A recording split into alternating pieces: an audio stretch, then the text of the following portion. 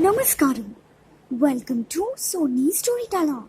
Hi friends, today I'm going to tell you a story about Hansel and Gretel. Once upon a time, a woodcutter lived at the edge of a great forest with his wife and children. They had a boy called Hansel and a girl called Gretel. They were very poor. Often, they had to go to bed without food. The woodcutter and his wife worried, how can we feed our children?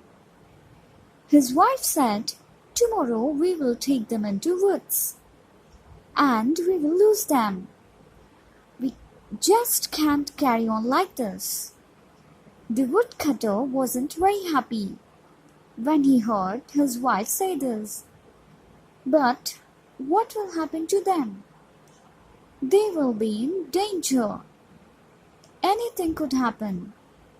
Some wild animal might come along and eat them alive. But his wife made her mind. What can we do? We have no other choice. But he knew that he was not able to take care of them. Hansel and Gretel were in their beds in the next room. They couldn't sleep either. And because the walls in their little house were so thin, they had been able to hear the conversation of their parents. Gretel was terrified. Hansel, she cried, what are we going to do? Are we going to die? Hansel was a very clever little boy. Immediately he had a plan. Don't worry, Gretel, I will think of something. Just try and get some sleep. And tomorrow, just act normal. Don't let our parents know that we have heard what they want to do. After a while, Gretel did fall asleep, and the little boy lay there, waiting patiently. Eventually, he could hear his father snoring, and he knew that his parents were asleep too. He got up quietly and went out. There he collected a lot of white pebbles, as many as he could stuff in his pockets. And when they were full, he went back to his bed. The next morning, the children were woken up by their stepmother. The only thing to have for breakfast was a little bread, which they ate quietly. They walked through woods for several hours. The parents were very quiet. They hardly spoke. Every now and then, Hansel would drop one of his white pebbles in the middle of the path or by a tree root. He had almost used up all his pebbles. Let's make a fire here, he said. Then you children can have a little rest while mother and I go into the woods to do some cutting. He made a small fire.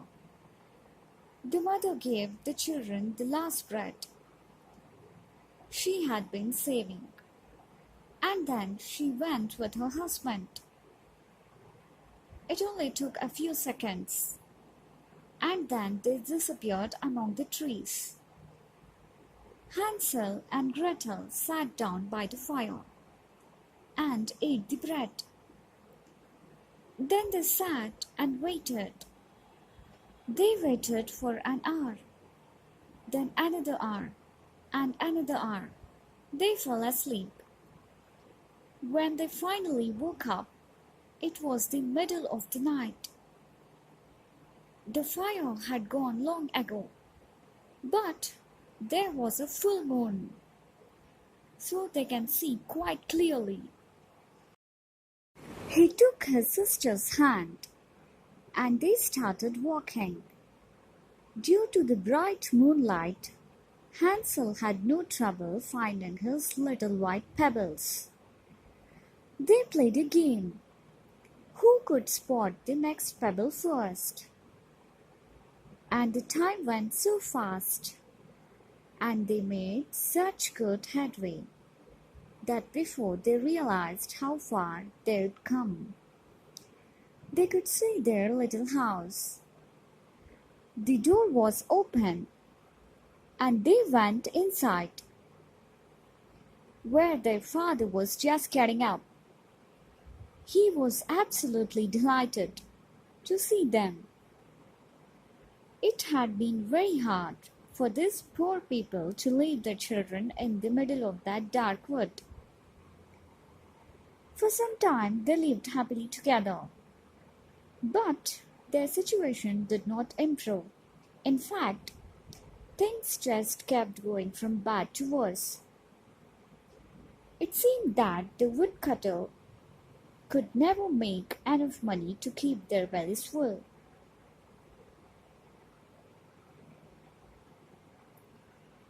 Before too long, he and his wife had that same conversation again. I really wish I would change things,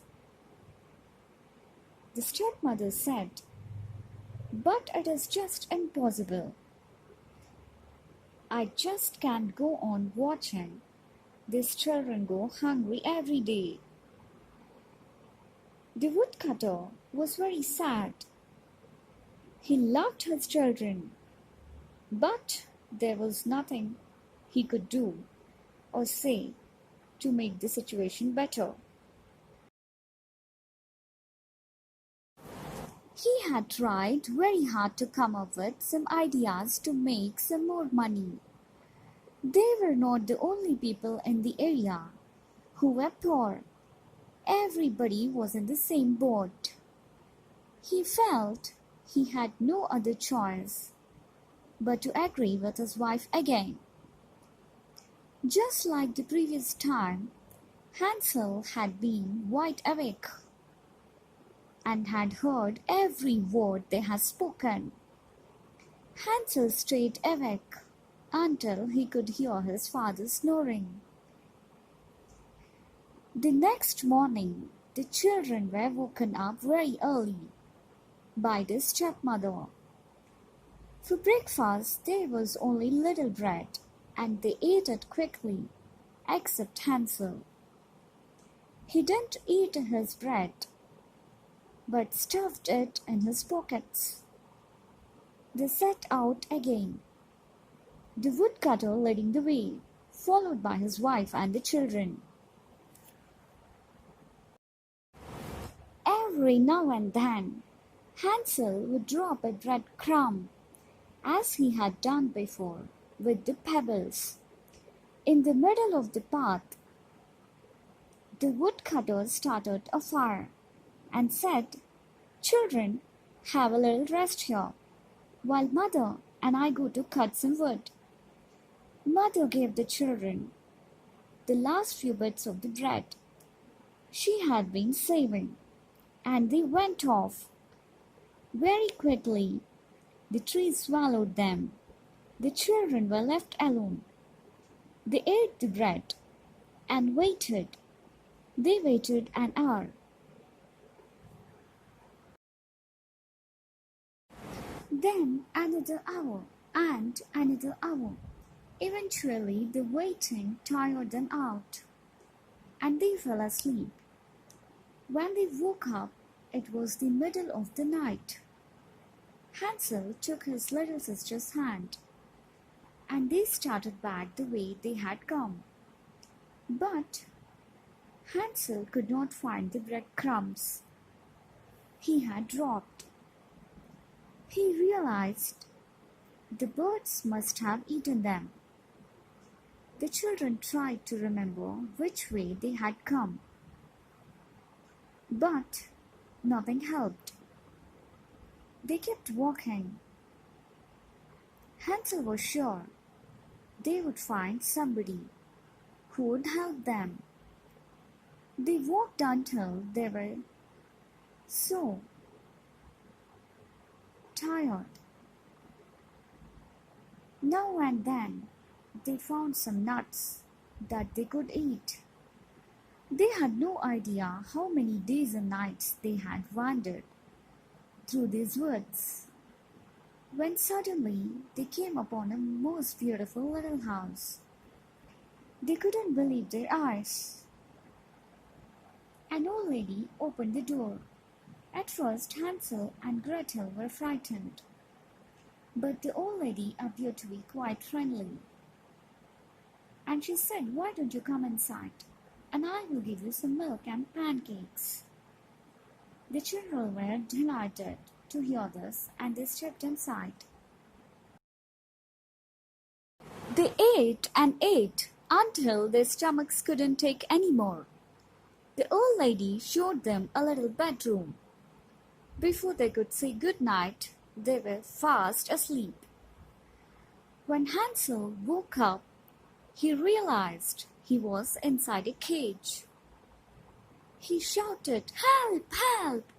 Gretel, where are you?" Just then Gretel was still in bed, but the old woman had come into her room and shouted, "Time to get up and do some work." The children realized this old woman, who had been so kind to them the previous evening, was an old witch. Gretel was made to work all day long. She had to sweep, clean the windows, and wash the curtains. She had to prepare food. The witch would throw her little food to eat, but Hansel was treated very well. Apart from being locked in the cage, every few minutes the witch would bring him something to eat. Some buttered bread and cheese, apples and carrots. Very rarely did the children get an opportunity to talk to each other. The witch ordered Hansel to put a finger through the bars, and she would feel it and inspect it. When Gretel saw this, she realized what the witch was doing. She was fattening up her brother to eat him, and she was checking his finger to see how fat he was getting. Gretel knew it was up to her to rescue him, because he was totally powerless. The key was hidden under the witch's pillow.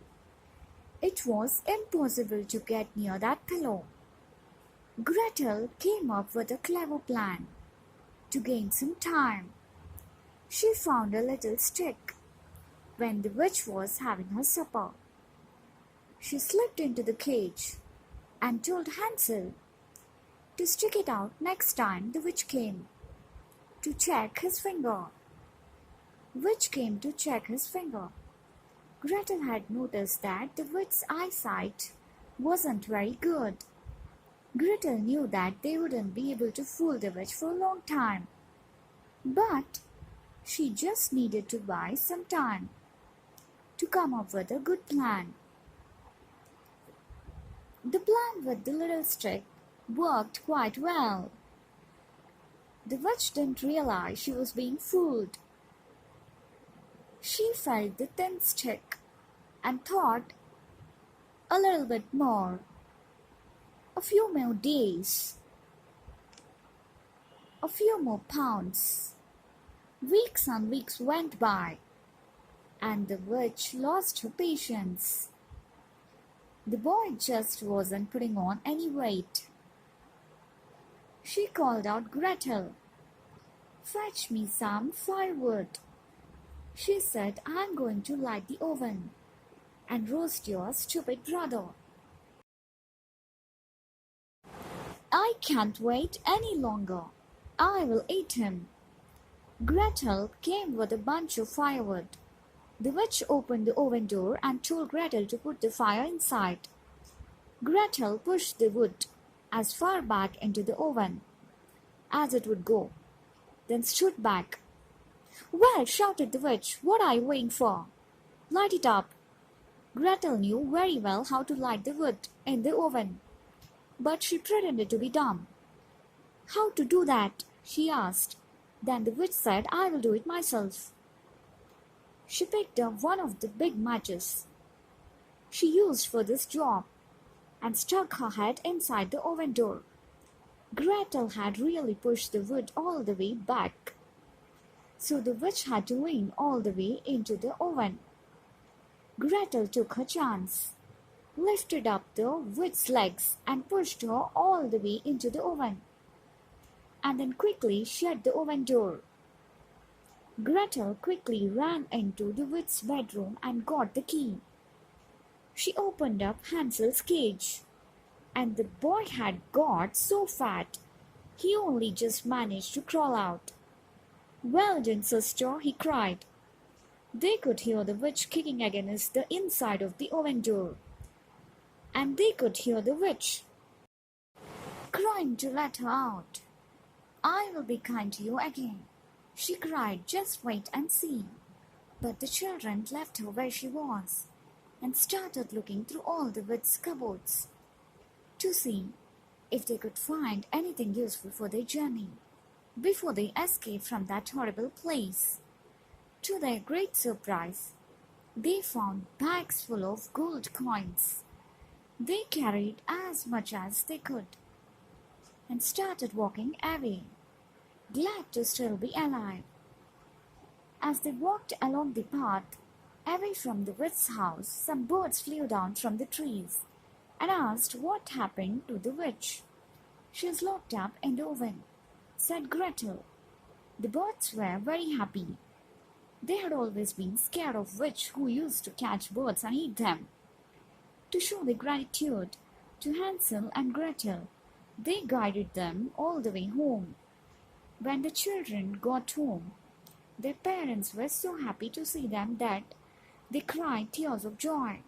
Hansel gave his father the bag full of gold coins. Look, father, he said, look what we found.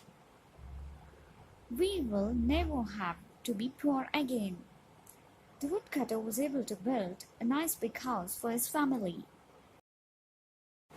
And now they were rich enough to buy all the food they needed for the rest of their lives. I hope you liked the video. Please like, share and subscribe to my channel. Thank you.